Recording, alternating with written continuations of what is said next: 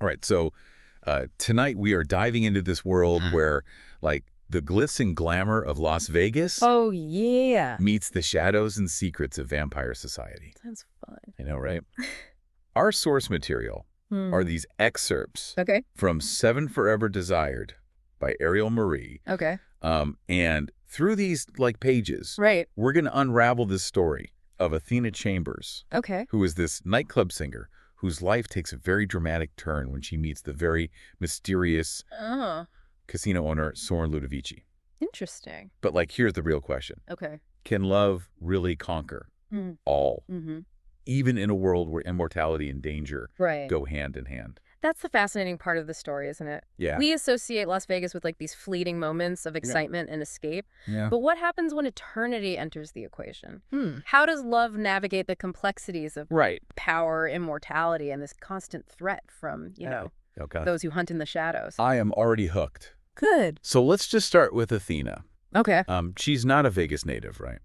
Not at all. Okay. She's actually from the Midwest. A Okay. place where dreams of singing on a Vegas stage probably seemed as likely as winning the lottery. Wow. But Athena had this raw talent, this powerful voice that just wouldn't be silenced. But I'm guessing her family wasn't exactly, like, cheering her on. You're right, they weren't. Yeah. Her parents, bless their hearts, were all about practicality. Yeah. A stable job. Right. A good education. Yeah. That was their focus. Yeah. And then, after they passed, her sister, Santina, sort of took on that mantle of disapproval. It's almost heartbreaking, isn't it? Yeah. The people who should be your biggest supporters end up being the ones holding you back. It is a conflict that many artists face. Right. This tension between pursuing your passion and meeting societal or familial expectations. Yeah. But for Athena, that conflict fueled her determination. Wow. She packed her bags, grabbed her dreams. Yeah. And headed straight for the dazzling lights of Las Vegas. With just a few $100s and a It's whole lot of hope. It's like a classic follow your dreams movie montage waiting to happen. So how does she land this gig at the Marazzi nightclub? It's quite a stroke of luck, or maybe fate, depending on how you look at it. Right. She stumbles across an ad looking for a singer, someone who's comfortable performing across genres. And it's like the universe was just handing her a microphone on a silver platter. Yeah, because with Athena's vocal range, she can belt out, like, soulful ballads 1 minute. Totally. And then hit those high notes in, like, a pop anthem the next. Exactly. Yeah. She nails the audition, of course, That's and right. becomes the star of the Marazzi. Oh, wow. Her voice captivates audiences, and her performances become legendary. Amazing. But as you can imagine, Yeah. life in Vegas isn't all champagne and roses. Right, especially in those early days. Yeah, those paying your dues stories are always a bit bittersweet. Exactly. Imagine relying on taxis to get around when you're performing at a glamorous casino. Wow. It paints a picture of her financial struggles. Right. That reality behind the dazzling facade of the Vegas Strip. Yeah. But even then, her passion for music shines through. Which is where Soren Ludovici enters the scene, right? Yes. The owner of the touring casino where Athena performs. He's not your average casino tycoon, is he? He is a study in contrasts. Okay. Deeply connected to his Italian heritage. Interesting. He named his casino after his hometown of Turin. Oh, wow. A city steeped in art and history. Okay.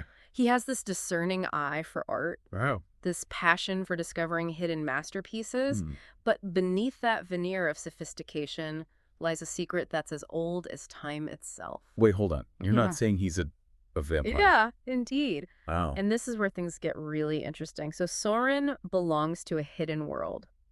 A society of vampires operating beneath the neon lights of Las Vegas. Whoa. So we're not just talking about a love story here. No. We're talking about a whole secret society. Right. A hidden world with its own rules, and I'm guessing its own dangers. Absolutely. Yeah. They have their own feeding sanctuaries, their own ways of navigating the human world. Right. But they're also constantly under threat from hunters. Right. Humans dedicated to eradicating their kind.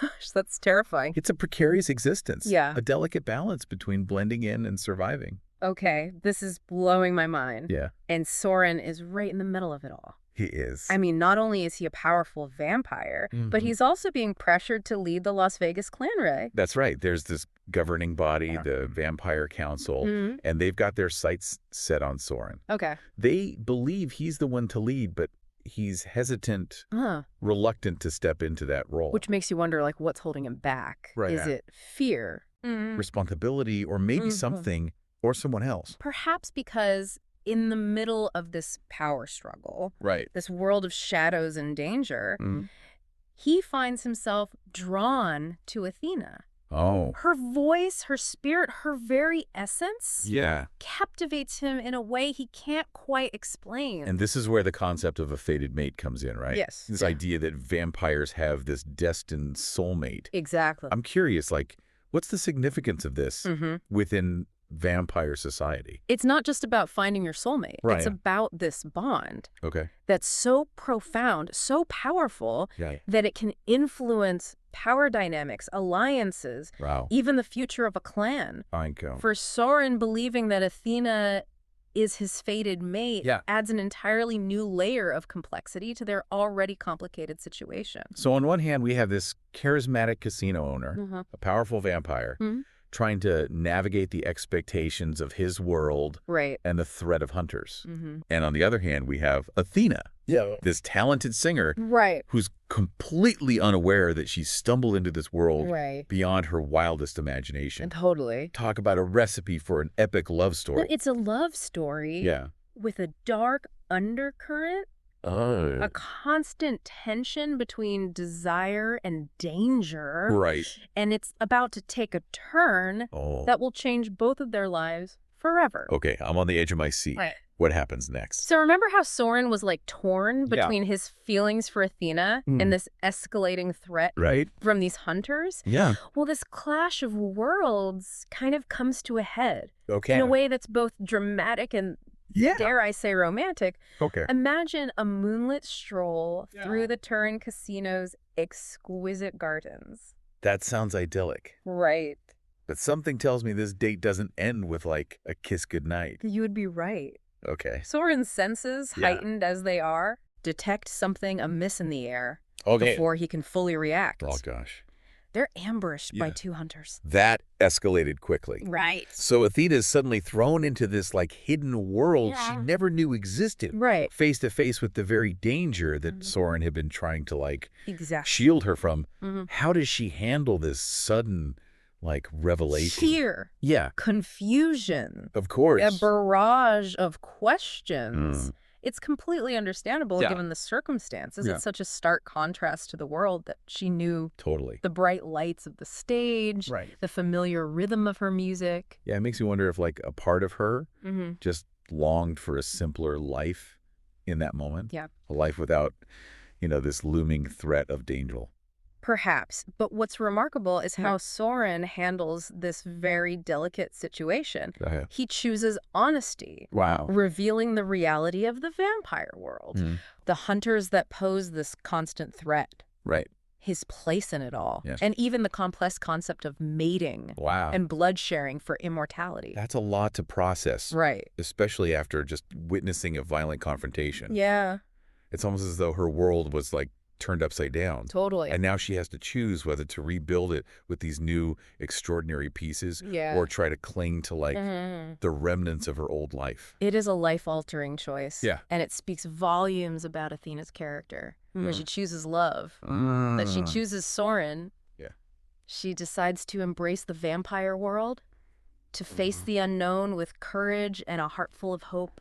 And to solidify this choice to, like, bind their fates together, she drinks his blood. A symbolic act that grants her immortality. It's fascinating how this, like, ritual, this exchange of blood, elevates their bond beyond just the realm of ordinary romance. Indeed, it signifies, like, a shared destiny, a commitment that transcends the boundaries of mortality.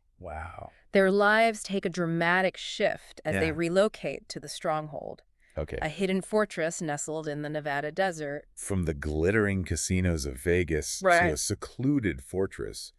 It's a striking change of scenery. It is.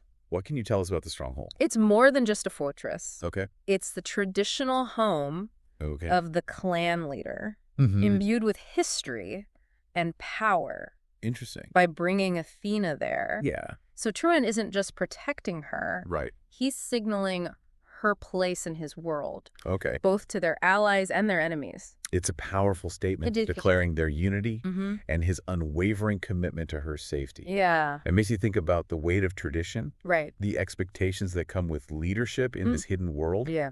But even with heightened security, I imagine the threat of the hunters never truly disappears. You're absolutely right. The hunters are relentless, driven by their own beliefs and a deep-seated fear of the unknown. Yeah. They orchestrate this daring plan to kidnap Athena from the casino. Oh, wow. Attempting to exploit her human fears and uncertainties about the vampire world. Their tactics are almost insidious. Right. Trying to poison her perception of Soren. To paint him as like a monster, preying on her vulnerability. Right.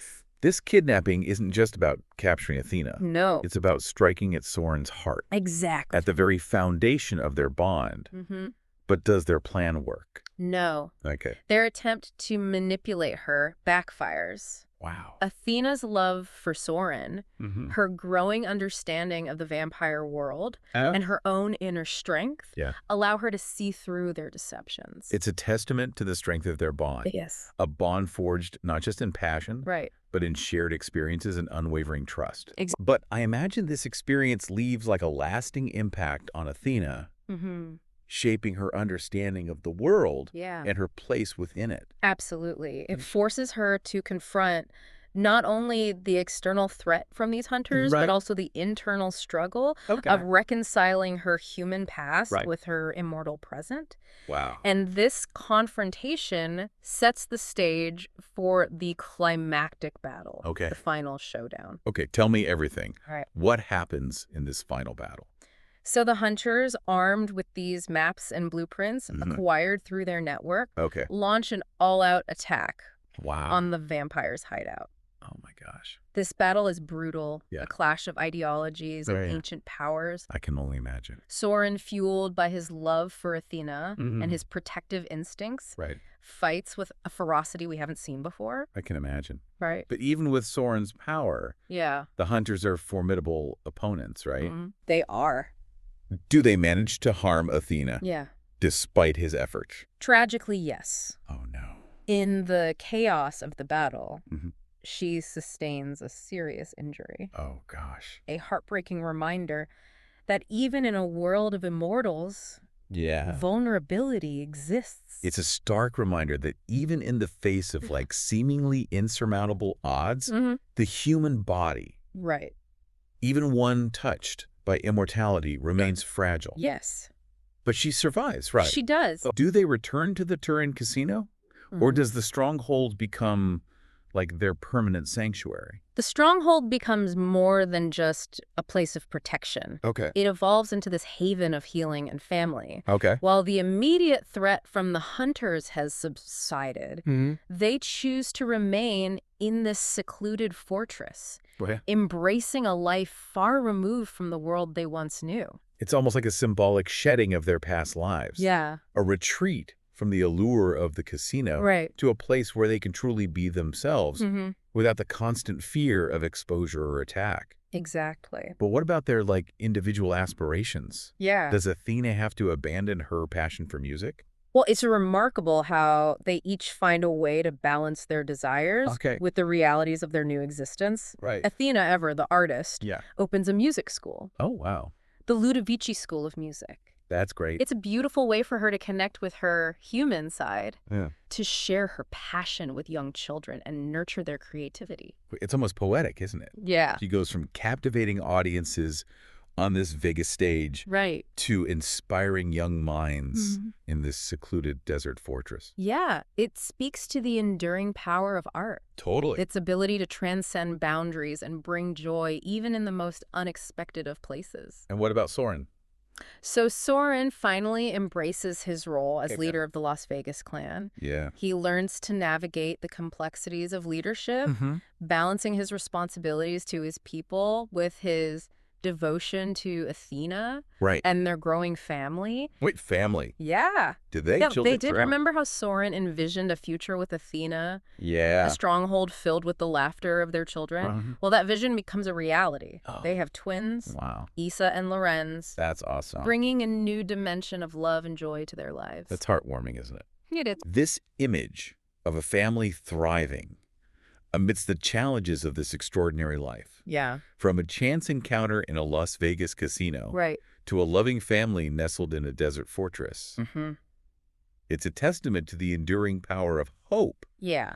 And the transformative nature of love. It is, their story reminds us that even in a world where immortality and danger are intertwined, the human heart still yearns for connection and purpose, for the simple joys of family. But what about the hunters? Right. Are they completely defeated? Do they pose any further threat to Athena and Soren? Their leader met a pretty definitive end in that final battle. Yeah. Clay Weber, the hunter leader, is no more. But his final words, his chilling declaration that there will always be hunters, echoes in the silence that follows the battle. So even in this seemingly happy ending, there's this lingering tension, this awareness that the conflict between humans and vampires may never truly be resolved. Exactly. It serves as a reminder that fear and misunderstanding can fuel conflict, even in a world where magic and immortality exist. Which brings us back to our initial question. Yeah. Can love truly conquer all? Right. Athena and Soren's story seems to suggest that it can. It does. At least to a certain extent. Their love story is a testament to the power of choice. Yeah. Of forging your own path. Right. Even when fate throws you a curveball. Totally. Athena chose. Soren chose to embrace this extraordinary life. Yeah. And in doing so, found a love that defied boundaries and transcended the limitations of mortality. It's a powerful message, isn't it? It is. That even amidst the shadows of immortality, the human heart's capacity for love, resilience, and hope shines through. It makes you wonder what choices you would make if you were faced with a similar fate. Yeah. Would you embrace the unknown? Step into a world of magic and danger for the sake of love? That is a question worth pondering. It is. And perhaps as we return to our own lives, we can carry with us this newfound appreciation for the extraordinary that might be hidden just beneath the surface of the ordinary, and the enduring power of the human spirit to find connection and meaning, even in the most unexpected of places. Thanks for joining me on this deep dive. It was my pleasure.